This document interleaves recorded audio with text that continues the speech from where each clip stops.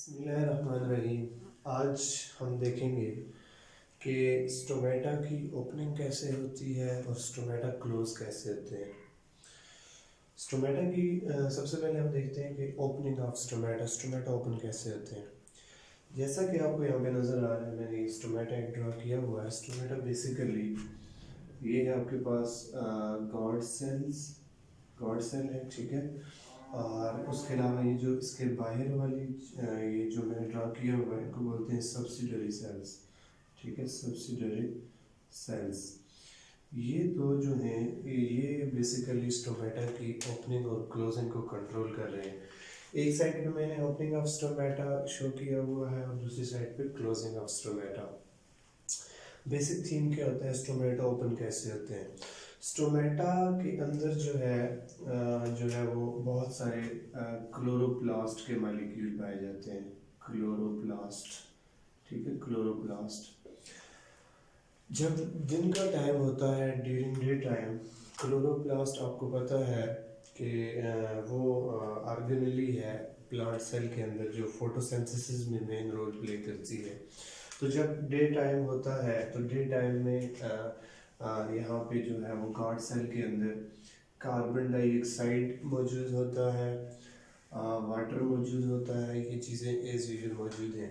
उसके अलावा during day time sunlight भी मौजूद होता है, ठीक है, सनलाइट मौजूद होती है। अब डे टाइम में जब ये तीनों चीज़ें होंगी तो आपको पता है कि फोटोसिंथेसिस के प्रोसेस के लिए ये तीन चीज़ें मेन रोल प्ले कर रही हैं, कार्बन डाइऑक्साइड, वाटर और सनलाइट। तो यहाँ पे जो क्लोरोप्लास्ट है गार्ड सेल के अंदर, ठीक है, तो वो क्या करेगा, कार्बन डाइऑक्साइड, वाटर और लाइट को यूटिलाइज करके फोटोसिंथेसिस होगी। और फोटोसिंथेसिस जब होगी तो फोटोसिंथेसिस के नतीजे में आपके पास ग्लूकोज तैयार होगा, ठीक है, ग्लूकोज तैयार होगा ड्यूरिंग डे टाइम, ठीक है, ग्लूकोज तैयार होगा।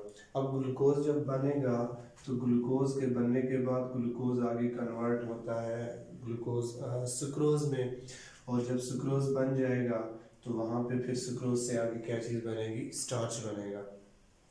इन दिस वे जब ये चीज़ें बन जाएंगी तो गार्ड सेल के अंदर जो पीएच है वो हाई हो जाएगी, इंक्रीज हो जाएगी।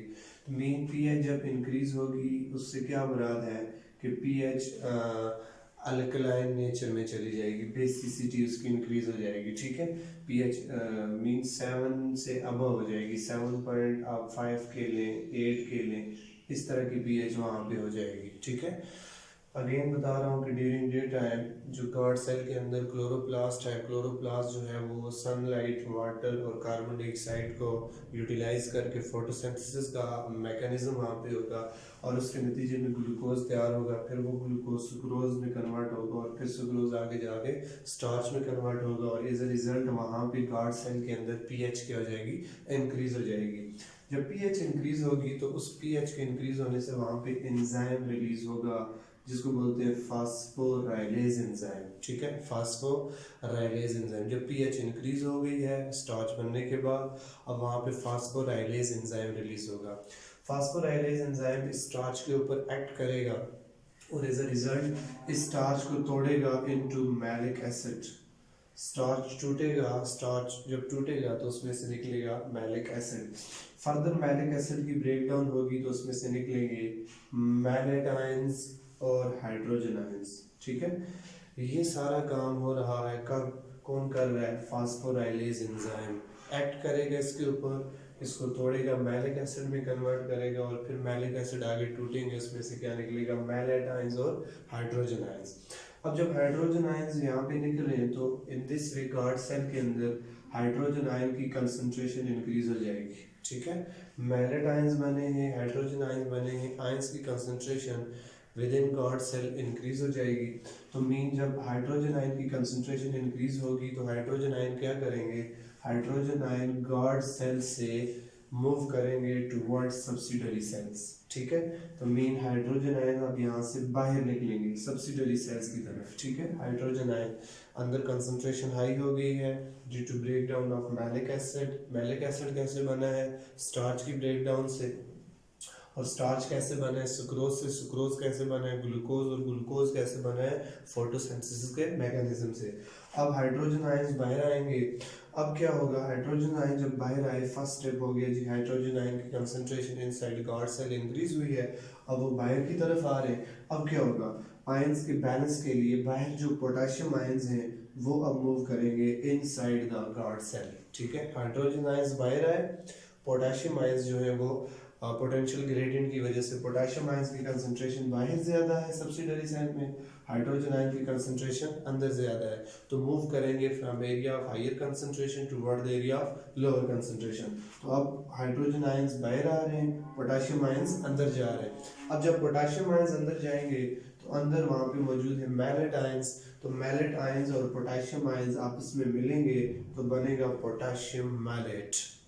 ठीक है जी, क्या बनेगा, पोटेशियम मैलेट। हाइड्रोजन आयंस बाहर आ गए, पोटेशियम आयंस अंदर चले गए, पोटेशियम आयंस जब अंदर गए हैं तो वहां पे पहले से मैलेट आयंस मौजूद थे, मैलेट आयंस और पोटेशियम आयंस आपस में मिलेंगे तो बनेगा पोटेशियम मैलेट। ठीक है, अब क्या होगा, जब पोटेशियम मैलेट बन गया तो in this way guard cell के अंदर जो कंडीशन बनी है वो बन गई है अब हाइपरटोनिक कंडीशन। ठीक है, hypertonic as compare to subsidiary cell, guard cell हो गया है हाइपरटोनिक, और बाहर सब्सिडरी सेल में जो कंडीशन है वो है हाइपोटोनिक। ठीक है, हाइपोटोनिक, वहां पे वाटर है, हाइड्रोजन आयंस है। अब क्या है कि हमें पता है water always move from hypotonic to hypertonic. ठीक है, तो यहाँ पे हाइपोटोनिक सब्सिडरी सेल में है, हाइपरटोनिक गार्ड सेल्स में है। अब क्या होगा कि पानी के मॉलिक्यूल्स ट्रेवल करेंगे इनसाइड गार्ड सेल, पानी के मॉलिक्यूल्स क्या ट्रेवल करेंगे इनसाइड गार्ड सेल, और जब पानी अंदर जाएगा गार्ड सेल में तो इन दिस वे वहां पे प्रेशर जनरेट होगा, और उस प्रेशर की वजह से स्टोमेटा क्या हो जाएगा, ओपन हो जाएगा। ठीक है, स्टोमेटा क्या हो जाएगा, ओपन हो जाएगा, और ये काम कब हो रहा है, during day time.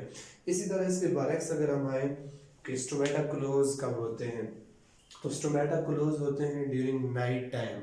Night time क्या है, कार्बन डाइऑक्साइड भी अवेलेबल है, वाटर भी अवेलेबल है, लेकिन वहां पे क्या चीज नहीं अवेलेबल, लाइट नहीं अवेलेबल।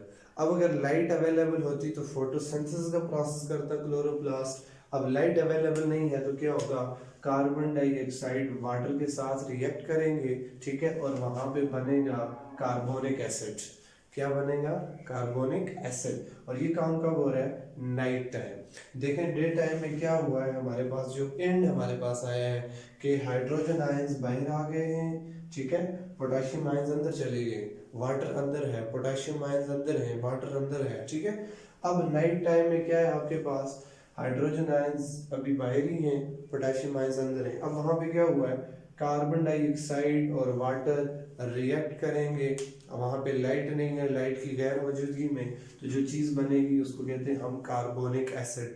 कार्बन डाइऑक्साइड और वाटर की रिएक्शन से जो चीज बनती है उसको कार्बोनिक एसिड। अब जब कार्बोनिक एसिड बन गया है, कार्बोनिक एसिड बना है तो गार्ड सेल की पीएच जो है वो अब एसिडिक नेचर की हो गई है। ठीक है, यहाँ पे स्टार्च बना था तो गार्ड सेल की जो है पीएच जो है वो बेसिक नेचर की हो गई थी। अब यहाँ पे कार्बोनिक एसिड बना है, उसकी वजह से गार्ड सेल की पीएच जो है वो किस नेचर की हो गई है, एसिडिक नेचर की हो गई है। अब जब एसिडिक नेचर की हो जाएगी, मीन एसिडिटी इंक्रीज हो रही है गार्ड सेल के अंदर, तो उस टाइम जो है फास्फोराइलेज काम नहीं करेगा, उस टाइम जो एंजाइम रिलीज होगा वो होगा एब्सेसिक, और हार्मोन जो रिलीज होगा वो होगा एब्सेसिक एसिड। ठीक है, at that time hormone release होगा एसिडिक नेचर के अंदर, उसको बोलते हैं एब्सेसिक एसिड। एब्सेसिक एसिड क्या करेगा, एब्सेसिक एसिड ये करेगा कि जो आपके पास पोटेशियम मैलेट का वो जो मॉलिक्यूल अंदर बना था उसके ऊपर एक्ट करके वहां से क्या करेगा, उसको ब्रेक करेगा, उसमें से क्या निकलेंगे, उसमें से पोटेशियम आयंस निकलेंगे, उसमें से मैलेट आयंस निकलेंगे। ठीक है, पोटेशियम आयंस और मैलेट आयंस। अब क्या होगा कि पोटेशियम आयंस जब निकल रहे हैं इसका मतलब है पोटेशियम की कंसंट्रेशन अब within the guard cell increase हो रही है। ठीक है, पोटेशियम मालेट के मॉलिक्यूल पे एब्सिसिक एसिड ने एक्ट किया है, उसमें से अब पोटेशियम रिलीज हो रहे हैं। अब जब पोटेशियम रिलीज हुआ है तो इससे मुराद ये है कि पोटेशियम की concentration within the guard cell के हो गई है, इंक्रीज हो गई है। अब आयंस का हमें पता है कि always move from area of higher concentration toward the area of lower concentration. अब पोटेशियम आयंस यहाँ से क्या करेंगे, मूव करेंगे बाहर सब्सिडरी सेल की तरफ, ठीक है।